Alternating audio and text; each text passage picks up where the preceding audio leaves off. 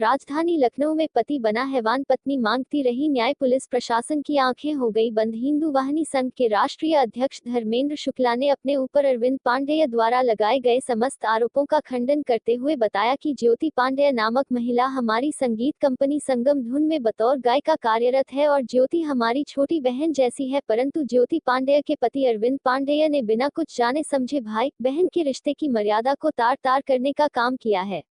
एक बात मैं और आप सबको बताना चाहता हूं कि मैं राष्ट्रीय हिंदू वाहिनी संघ का राष्ट्रीय अध्यक्ष होने के नाते ये हमारी नैतिक जिम्मेदारी भी बनती है कि जो भी हमारी बहन बेटियों के ऊपर अत्याचार करेगा, जो भी हमारी बहन बेटियों के ऊपर बुरी नज़र से देखेगा और अगर वो न्याय के लिए हमारे पास आएंगी तो मैं समस्त देशवासियों की बहनों से आह्वान करता हूं कि वो हमारे पास आएं और उनकी लड़ाई के लिए हमको जिस हद तक भी जाना पड़ेगा, अगर हमारा सर कलम करने की धमकी जिस प्रकार के हमको दी जाती है, इस प्रकार का अगर हमारा सर कलम भी होता है तो मुझे कोई भी दिक्कत नहीं है। और अगर उनको लगता है कि इस प्रकार का काम करना अपराध है तो मैं ये अपराध बार बार करता रहूंगा। जी धर्मेंद्र जी, क्या मामला है पूरा जरा बताइए मुझे। ब्रजेश यादव नाम के व्यक्ति के द्वारा ज्योति पांडे के साथ एक गलत कृत्य किया गया था, जिनका मुकदमा पारा थाने में 376, 377, 328, 506 में पंजीकृत हुआ था। ब्रजेश यादव के खिलाफ कोई भी कार्रवाई अभी तक उसकी गिरफ्तारी भी नहीं हुई थी और उसने गलत तरीके से अंतरिम बेल भी ले लिया था। जब से उसका बेल हुआ है तब से वो साजिश के तहत इनके पति के द्वारा, जो कि इनके साथ नहीं रहते हैं और करीब 2 साल से इनके पति से विवाद चल रहा है, और इनके पति के द्वारा गलत आरोप मेरे ऊपर लगाया गया और हमारे खिलाफ फर्जी एफआईआर लिखाई गई कि हमने उनको मारा पीटा है, जिसके लिए भी ज्योति पांडे खुद बताएंगे अपने जुबान से। और इस प्रकार का उसने अभी विवेचना के दौरान भी कबूल किया है कि उसने फर्जी एफआईआर लिखाया भी था। पुलिस के सामने उसने इस बात को कबूल किया है। तो इस प्रकार की साजिश रची जा रही है संगठन को बदनाम करने के लिए, जिससे कि हमारा संगठन बदनाम हो, हम बदनाम हो और हम इनका साथ ना दे पाए और वो व्यक्ति केस को मैनेज करने में सफल हो जाए। लगातार दबाव इस बात का बनाया जाता है कि इस केस को मैनेज कर लो और अगर नहीं मैनेज किया तो मतलब हमारी हत्या करा दी जाएगी या फिर ज्योति पांडे की हत्या करा दी जाएगी। कहीं पर भी किसी भी प्रकार से कुछ भी साजिश रच रहे हैं लोग। अब इस समय जो इनके पति थे, जिनका 2 साल से विवाद चल रहा है, उनसे भी अब इनको जान का खतरा है। जी ब्रजेश यादव जी की क्या भूमिका बनती है आप लोग के मामले में? देखिए, सबसे शुरुआत तो ब्रजेश यादव से ही प्रकरण का हुआ था, क्योंकि सब शुरुआत में ही जब उनसे इनकी मुलाकात हुई थी तो पैसे लेन देन को लेकर के इनको पैसे की आवश्यकता थी, तो इसलिए इन्होंने एक उसकी चूंकि फाइनेंस कंपनी थी तो इन्होंने आवेदन किया था पैसे के लिए।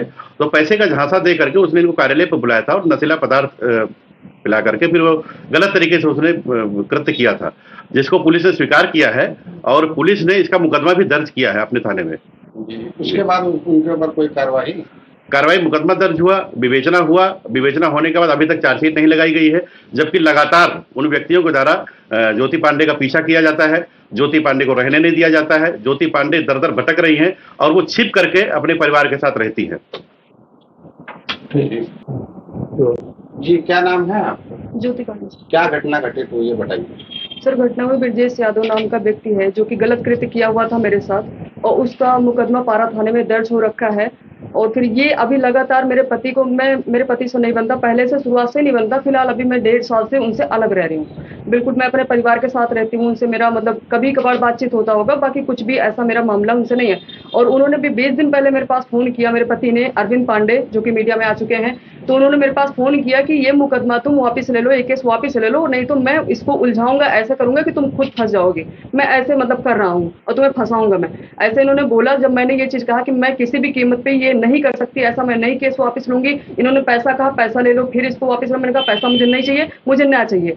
तो इन्होंने कहा कि अच्छा ठीक है, फिर तुम कर लो जो करना है, मैं बताता हूँ क्या होगा, अभी देखना तुम कैसे फंसती हो। इन्होंने ये चीज कहा है। उसके बाद से ये लगातार ब्रजेश के साथ हो करके ये मेरा रैकी कर रहे हैं। मेरे घर का, मैं जहाँ पे रहती हूँ, मैं कोई छुप के नहीं रहती हूँ, मैं अपने परिवार के साथ रहती हूँ और ये मेरे घर का रैकी करते रहते हैं लगातार ब्रजेश यादव के साथ मिलके। और फिर ये साजिश की है, ये जो प्लानिंग, ये जो लांछन लगाया गया है, ये साजिश के तहत लगाया गया है पूरा। ये लोग बिल्कुल बाकायदा जान गए हैं और फिर भी उसके बाद भी कसर रह गई। इन्होंने जो एफआईआर में अपने जो लांछन भैया के साथ लगाए हैं, उन्होंने एफआईआर में C18/23 लिखा है, जिसके ऊपर मुकदमा उन्होंने दर्ज कराया अरविंद पांडे ने, जो कि दिखाया कि मुझे मारा पीटा गया और मैं इनके घर पे गया, हम भैया ने मारा उनको, उन्होंने गलत तरीके से इसको रखा हुआ है। ये बिल्कुल गलत है, ऐसा कुछ नहीं। कल मैं जब अचानक से पहुंच गई और दरोगा साहब, ये अरविंद पांडे मेरे वहां गए हुए थे मेरे घर पे विवेचना कराने। मैं वहां अचानक से पहुंची जब, तब इन्होंने, मैंने कहा कि चलो मेरे घर पे जहाँ पे तुम्हारा मतलब हुआ था, तुम्हारे साथ ये घटना हुई थी, वहाँ पे चलो दिखाओ कहाँ पे हुई थी। तब ये वहाँ तक नहीं पहुँच पाए मेरे घर तक, ये गलत रूम में गए, C18/23 में जाके पहुंचे हुए हैं उस रूम में। उसमें दूसरी महिला निकली हुई है, वो अपना बयान दी है, दरोगा जी के पास है उसका साक्ष्य। तो वो गलत रहा इन्होंने। और फिर उसके बाद मैंने अपना रूम भी इनको दिखाया उधर जाके कि ये मेरा रूम है। इन्होंने मेरा रूम वहाँ पे जाके C18/32 था मेरा रूम। मैं वहाँ पे, इनको पता ही नहीं था कि मेरा रूम कौन सा, और ये घटना दिखा रहे कि मुझे बंधक बनाया गया, मुझे मारा गया, मेरा चैन छीना गया। झूठी आरोप इन्होंने लगाया, बिल्कुल गलत लगाया। और उसके बाद ये थाने गए, हम लोग भी साथ में गए, भैया लोग थे सारे, जो राष्ट्रीय हिंदू वाहिनी संघ के सारे भैया लोग बैठे हैं यहाँ पे, ये सारे लोग वहाँ पे साथ में गए थे थाने पे। और अरविंद पांडे भी वहाँ पे बैठे रहे हैं, दरोगा जी ने इनसे पूछताछ की है, कम से कम 3 घंटा ये बैठे रहे वहाँ पे। फिर इन्होंने अपनी सच्चाई वहाँ पे कबूली है कि मैंने साजिश किया था और मैं झूठा ये आरोप लगाया हूँ। जो आरोप इन्होंने लगाया, जो मीडिया में चल रहे हैं, इन्होंने झूठा आरोप लगाया था, इन्होंने अपने मुंह से कबूला हुआ है। और वहाँ पे वीडियो भी बन रखा है, ये दरोगा जी के पास साक्ष्य है इस चीज का। और ये उसी से मिली भगत करके मेरा रेकी करवा रहे हैं। ये मतलब इन्होंने कहा भी था कि मैं अभी आगे और जाऊंगा। अभी जब कल ये मामला हुआ है, फिर ये जाते हैं 11:30 बजे मेरे पास फोन किया अरविंद पांडे, फिर ये मुझसे बोल रहे हैं कि अभी हो गया तुम्हारा ये सब, अब देखना मैं क्या करता हूँ, फिर मैं कोर्ट से जाके लिखाऊंगा इसका, अब तुम ऐसे नहीं बच पाओगे, अभी देख लो मैं क्या करता हूँ। क्या तो आश्वासन मिला आपको? पुलिस की कार्रवाई से आप संतुष्ट हैं कि नहीं? नहीं सर, मैं पारा थाने में वहाँ पे विवेचना चल रही, वहां से मैं पहले यहाँ पे विस्तार थाने में गई थी, तो यहाँ पे सब भैया लोग रिक्वेस्ट किए, लेकिन यहाँ पे मुकदमा नहीं दर्ज हुआ था। पारा थाने में गए हैं, वहाँ पे किया गया है मुकदमा, तो उन्होंने ले लिया, लेकिन फिलहाल पूर्ण रूप से अभी जांच वहाँ पे किए हैं, क्या किया मुझे नहीं आइडिया। विवेचना भी कह रहे थे कि हो रही, चार्जशीट अभी तक नहीं लगी, उसका बेल हो गया, वो अग्रिम जमानत ले रखा है, वो अभी तक पूरा मिल के अरविंद पांडे के साथ साजिश कर रहा है, उसको पूरा छूट मिली हुई है, वो पूरा ताड़ रहा मेरे घर पे आके। आरोपी वो है, खुलेआम वो घूम रहा है, मुझे छुप छुप के रहना पड़ रहा है। और जो ये अरविंद पांडे ने लांछन लगा रखा है कि मैं मेरी पत्नी खो गई है, ये रोड पे मुझे मांग रहा है, ऐसी कोई बात नहीं है, मैं कहीं नहीं खोई हूँ, मैं सामने हूँ, मैं अपने परिवार के साथ रहती हूँ। और बाकायदा मैं पूजा करके अपने घर में गई थी, उसके फोटोज पड़े हैं, मेरे परिवार सब सम्मिलित है, भैया भी साथ में, ये मेरे बड़े भैया जिनके ऊपर उन्होंने लांछन लगाया था, ये मेरे बड़े भैया हैं, मेरे पारिवारिक बहुत अच्छा संबंध है। तो इनको इसलिए ये लोग लांछन लगाए हैं कि ये सामने खड़े हैं, मेरा साथ दे रहे हैं, तो इनके ऊपर लांछन लगाएंगे तो ये बिल्कुल किनारे हो जाएंगे, सारे लोग साथ छोड़ देंगे मेरा, तो मैं अकेले पढ़ के ये मैनेज कर लूँ, ये पूरी साजिश है ये चीज का।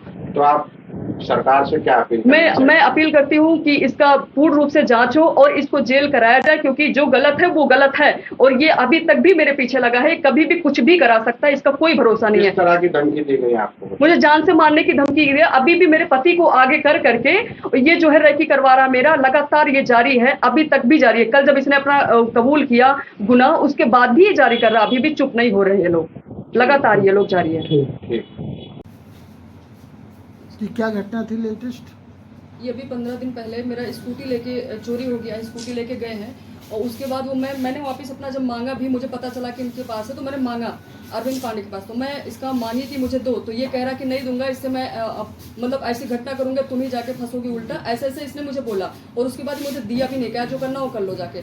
मैं अभी थाने पे आज ही गई हूँ, वहाँ पे एप्लीकेशन मैंने दिया है, वहाँ पे नहीं लिया गया एप्लीकेशन, तो रख लिए फिलहाल, जबरदस्ती में देके चली आई हूँ, लेकिन उन्होंने कहा कि ऐसे ही लेके चली जाओ, इसमें क्या कार्रवाई करनी है और अपना देख लो, जैसा भी सलटा लो अपने घर में सलटने वाला होता तो आज ही ऐसा नहीं हो रहा होता। और घर में हमने सलटाने की बहुत कोशिश करी है, जितना मुझसे बन पाया, आज 8 साल हो रहे हैं, मैंने बहुत कोशिश किया है, लेकिन अब तो ज़्यादा ही हो गया है, अब कोई सलटने का कोई मामला नहीं है। और अभी मैं पारा थाने में गई थी, वहाँ पे बिल्कुल कार्रवाई उन्होंने नहीं की है, उन्होंने समझौता की बात करी है। और वहाँ पे मैं पहले भी जब वहाँ पे गई थी तब भी उन्होंने यही चीज़ कहा था वहाँ पे कि ये एक विवेचना सर, मुझे नहीं पता उनका नाम क्या है, जब मैं वहाँ पहले केस लेके गई थी तब भी उन्होंने यही कहा था कि ऐसे ही पैसा ले दे के समझौता कर लो, ये करने की क्या जरूरत है, इज्जत जाएगी, ये होगा, ये उन्होंने पहले भी कहा था। और आज भी जब मैं गई तो यही मुझे समझा बुझा के भेज दिया गया वापस।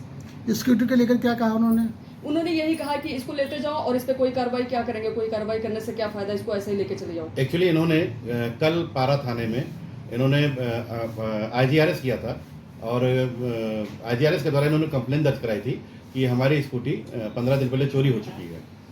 फिर और 15 दिन से ये निवेदन भी कर रही थी अरविंद पांडे से, लेकिन वो इनको स्कूटी दे नहीं रहा था। वो ये कह रहा था कि मैं इससे कोई घटना करूंगा और तुमको फंसाऊंगा। तो जब कल इन्होंने कंप्लेंट किया है, उसके बाद जब थाने से अरविंद पांडे के पास फोन गया है, तो उसके बाद वो जाकर के थाने पर स्कूटी लेकर के गया है और थाने पर जाकर के स्कूटी खड़ा कराया है। लेकिन ये अपराध है और चोरी का इल्जाम इन्होंने पहले लगा दिया, और घर से वो लेकर के 15 दिन पहले गया है।